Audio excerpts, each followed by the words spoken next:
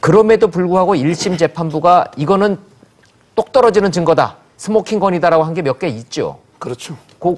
저는요. 증거라는 게 하나하나 떼서보면 안 되고요. 증거는 이제 모든 인적, 물적 증거를 종합해서 판단을 해봐야 되는데 네. 일단은 이제 이거 드루킹 측에 김경수 지사한테 시연했다는 거 있잖아요. 11월 9일 날. 그때 4명의 진술이 일치합니다. 드루킹뿐만 아니라 근데 결정적인 둘리 우모씨 진술을 판사는 가장 신뢰하고 근데 있어요. 김경수 지사는 저들이 거짓말하고 있는 거라고 얘기하니까 자, 제가 한번 빼고. 물어볼게요. 예를 들어 그 사람들이 거짓말하면 자기 형량이 줍니까? 드루킹은 이제 3년 6월 나왔어요. 그렇죠. 5년이 하는데 의외로 많이 나왔죠? 오히려 이게 더 가중돼요. 그렇잖아요. 자기들이 순수하게 김경수하고 공모 안 하고 순수하게 나는 그냥 문재인 지지해서 올린 거다. 이러면 이게 가벼워요. 근데 김경수가 공모가 되면 조직적으로 되잖아요. 그래서 형량이 3년 6월 놓은 거예요. 자기한테 더 불리하게 형량이 놓은 거예요. 거짓말할 실익이 없다. 자기한테 더 불리한 결과 3년 6월 엄청난 형이 놓은 거 아닙니까? 그런데 순수하게 민간단체에서 자발적으로 지지해서 조작했다면 형량이 집행유예든 벌금까지 놓을 수 있는 거예요. 그렇죠? 진술의 신뢰도가 그래서 판사가 받아들인 거다. 첫째 그거고요. 자, 그다음에 두 번째 이제 온라인 보고를 계속 드루킹이 보냈잖아요. 그게 놓는데 킹크랩 완성도 98%.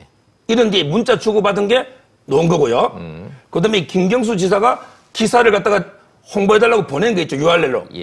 근데 드루킹이 처리하겠습니다. 그랬잖아요. 그런데 김 지사는 이걸 홍보용이다. 이렇게 해명했잖아요.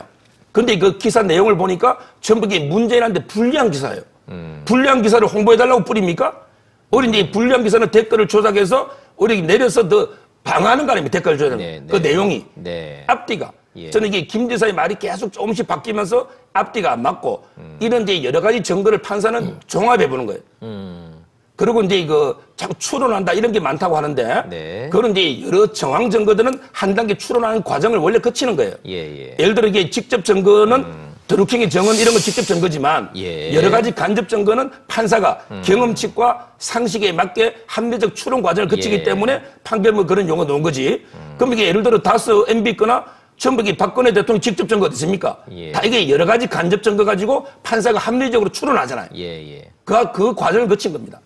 근데 저는 서정욱 변호사님 말씀 듣고 제가 조금 이해가 안 되는 부분이 아까 드루킹 일당이 그럼 왜 거짓말 하겠느냐. 자기들이 조직적으로 개입했다고 하는데 그러면 형량이 높아질 것인데 왜 거짓말할 이유가 없다고 이야기를 하잖아요. 근데 이 사건이 맨 처음에 어떻게 시작됐는지를 우리가 한번 따져보자는 거죠. 이 사건이 이렇게 이 수면 위로 올라온 이유가 드루킹 일당이 그 정부 여당을 공격하는 댓글을 아주 많이 만들어서 그걸 뿌림으로써 거기에 대해서 수사가 시작됐던 거거든요. 근데 왜 드루킹 일당은 정부 여당을 공격했을까요? 지난 대선 과정에서는 이 정부 여당, 그러니까 그때 당시 야권을 상당히 지지하던 입장에서 왜 바뀌었을까? 그것은 결국은 지난번 자신들이 생각했을 때 자신들이 열심히 대선 과정이 도왔는데 거기에 대한 보상이 제대로 없었다고 생각을 했기 때문에 여기 손봐야 되겠다 생각해서 앙심을 품고 보복을 하기 시작했던 것이거든요. 그렇기 때문에 그 과정에서 자신들의 여러 가지 발각이 됐잖아요. 그런 상황에서는 이제는 입장을 바꿀 수가 없는 것이죠. 이제는 이 민주당 또 문재인 정부하고 싸울 수밖에 없는 상황이라고 한다면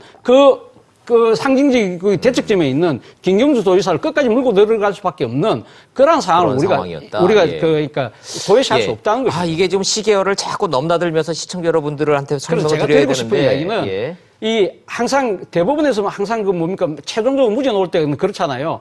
진짜 합리적인 의심이 없도록 1도 없을 정도로 완벽하게 이 입증이 돼야만 유죄가 된다는 것이거든요. 그렇기 때문에 저는 1심에서, 그러니까 맨 처음 앵커께서 우리한테 주신 질문이 1심 판결에 상당히 사적 감정이 좀 들어가 있느냐 부분에 대해서 제가 봤을 때는 그렇다고 하는 이유가 바로 이런 이유들인데 문제는 앞으로도 2심, 3심이 남아있기 때문에 저는 이 과정에서 충분히 일어나는 이야기들은 충분히 법리적으로 논쟁이 되면서 논박이 될 가능성이 저는 높다고 보는 겁니다.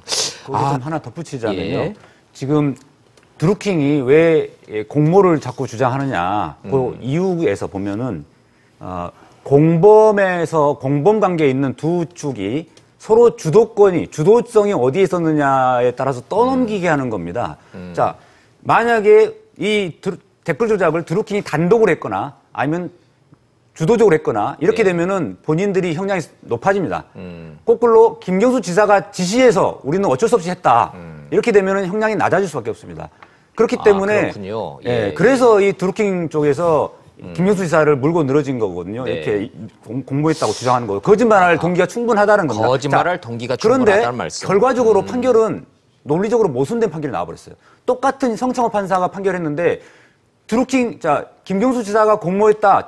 김경수 지사가 거의 지시 내지는 뭐 소극적 동의했다. 이래가지고 김경수 지사의 관여를 인정했으면은 그러면 드루킹 쪽은 형량이 낮아져야 되는데 네.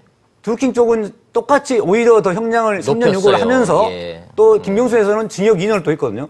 이것은 두 가지 판결이 모순되는 겁니다. 모순된다. 그러니까 결국은 예. 성창호 판사는 드루킹이 나쁜 놈들이다. 라는 것을 알면서 3년 유고를 때리면서도 네. 김경수도 거기에 가담했다 이런 식으로 한 거거든요.